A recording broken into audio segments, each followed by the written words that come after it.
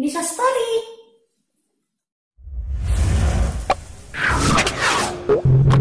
Terima kasih sudah klik channel ini dan welcome bagi yang baru gabung. Seperti biasa, di segmen Nisha Story tentunya ada sesuatu yang menarik untuk dibahas. Nisha Story kali ini akan membahas tentang iklan kontroversi dari brand ternama yang udah gak asing di telinga, yaitu rumah mode asal Prancis Balenciaga. Baru-baru ini Balenciaga sedang ramai diperbincangkan banyak orang terkait iklan mereka yang dianggap mengeksploitasi anak. Tak hanya itu, brand mewah ini juga dituding sebagai pemuja satanik. Lagi-lagi dilihat dari konsep iklan mereka. Untuk lebih jelasnya, simak video ini sampai habis ya.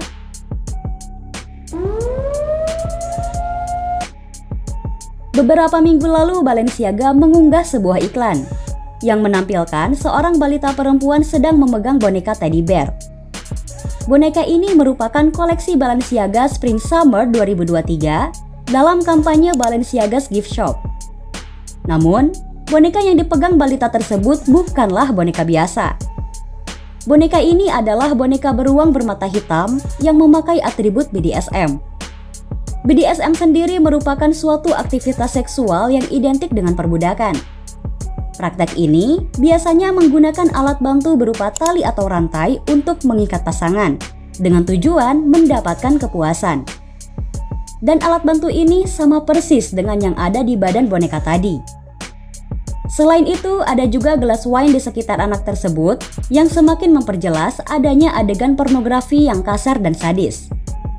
Dari sinilah Balenciaga menuai banyak kecaman.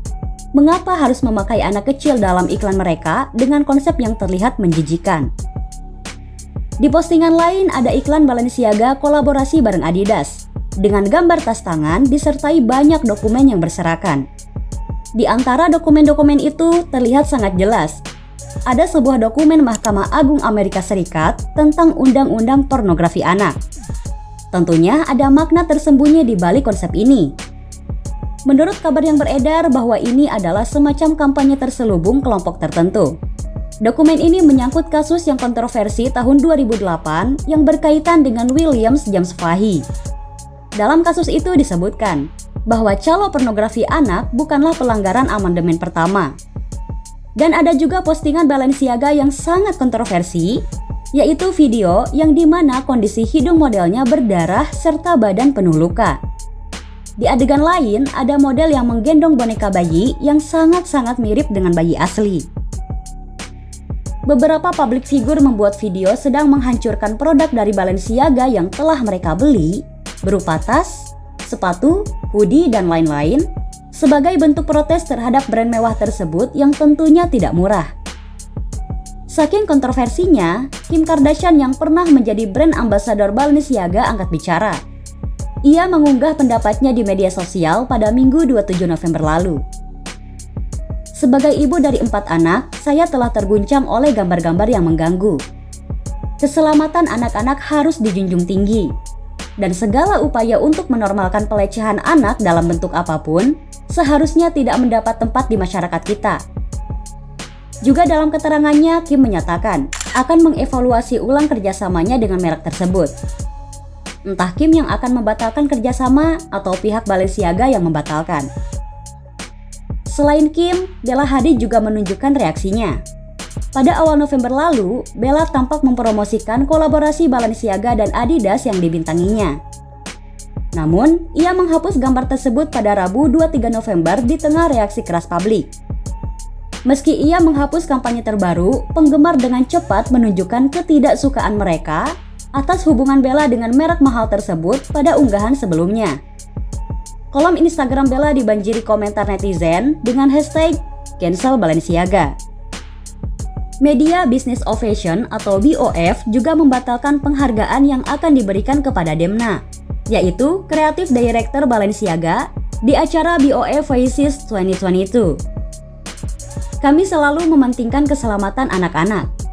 Sama seperti yang lain, kami mencari kebenaran akan tampilnya anak-anak di foto produk BDSM di kampanye Balenciaga yang mana sangat bertentangan dengan nilai-nilai yang kami junjung. kami akhirnya memutuskan untuk tidak memberikan penghargaan Global Voice Award tahun ini kepada Demna, terang BOF dalam laman Instagramnya. BOF juga menjelaskan bahwa pihaknya juga mengundang petinggi Balenciaga untuk datang ke acaranya dan memberikan penjelasan terkait kontroversi yang ada. Namun, mereka menolak undangan tersebut.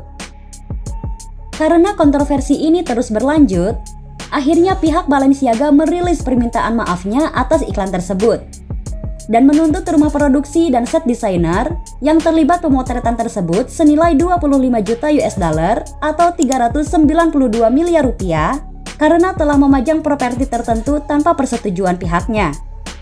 Namun publik gak percaya gitu aja. Bagaimana mungkin para petinggi Balenciaga bisa kecolongan? Apalagi sebagai salah satu perusahaan fashion internasional, tentu birokrasi yang harus dilewati untuk keperluan iklan yang berkaitan dengan bisnis mestinya panjang dan melibatkan banyak pihak. Susan Skadivi dari Fashion Law Institute mengatakan bahwa Balenciaga salah menerapkan strategi dalam mengatasi permasalahan ini. Jika Balenciaga terutama tertarik pada kompensasi uang atas permasalahan ini, mungkin akan memakan waktu yang lama hingga terjadi kesepakatan. Sebaliknya, Balenciaga mengajukan gugatan yang menarik atensi media demi memperlihatkan ketidaksetujuan mereka akan kampanye tersebut di mata publik dan menjadikan pihak lain sebagai biang kerok. Dalam hal ini, rumah produksi dan set desainer, ujarnya. Berarti dalam kata lain, Balenciaga cuci tangan atas iklan kontroversi ini.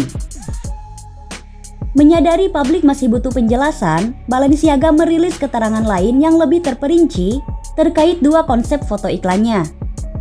Pada foto iklan yang menampilkan anak kecil menenteng boneka teddy bear yang syarat akan konsep BDSM, Balenciaga mengakui kesalahan sepenuhnya ada pada pihaknya. Foto koleksi tersebut harusnya tidak menampilkan anak-anak. Itu adalah keputusan salah yang telah diambil oleh Balenciaga. Ditambah dengan gagalnya kami untuk menilai dan memvalidasi secara keseluruhan. Hal ini jadi tanggung jawab sepenuhnya Balenciaga, tulisnya. Namun untuk konsep foto kedua yang menampilkan lembaran undang-undang pornografi anak Amerika Serikat, pihaknya memberikan penjelasan terkait mengapa kesalahan ada pada rumah produksi dan set desainer. Pada foto lain, Balenciaga mengatakan bahwa konsep yang diusung adalah tentang ruang kerja kantoran. Seluruh properti disiapkan oleh pihak ketiga dan dalam bukti tertulis kepada Balenciaga, seluruh dokumen yang dipakai dalam pemotretan adalah palsu.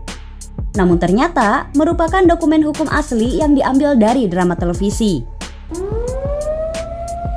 Di TikTok ramai diperbincangkan video viral yang mengungkap konspirasi Balenciaga. Dalam iklan tersebut terlihat seorang anak laki-laki berpakaian stylish di sebuah kamar, dan di sana juga terlihat ada boneka beruang yang sama yang dipakai iklan kontroversi tadi. TikToker itu mengklaim bahwa barang-barang yang ada di kamar tersebut mengandung simbol-simbol satanik. Di antaranya, sepatu merah yang menyerupai bentuk setan seperti sedang melihat tajam ke arah kita.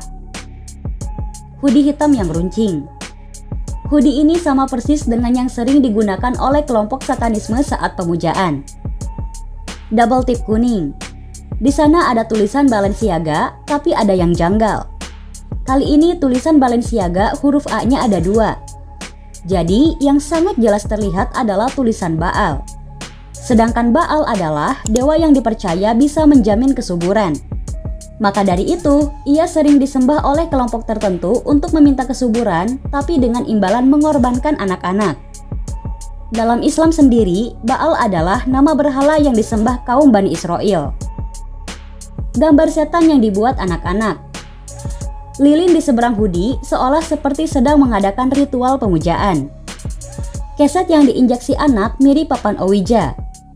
Papan Ouija merupakan papan roh atau papan bicara, yaitu papan datar yang ditandai dengan huruf alfabet, angka 0-9, kata ya dan tidak, kadang juga halo dan selamat tinggal, bersama dengan berbagai simbol dan grafik. Apakah ini unsur kecerobohan atau memang disengaja? Tapi rasanya terlalu banyak kebetulan jika iklan tersebut hanyalah ketidaksengajaan semata. So, gimana menurut kalian? Komen di bawah. Jika punya pendapat lain juga boleh banget disampaikan di kolom komen ya. Terima kasih sudah nonton channel Nisha Lova di segmen Nisha Story. Dukung terus channel ini dengan cara subscribe ya teman-teman, agar channelnya semakin berkembang. Sampai jumpa di video berikutnya.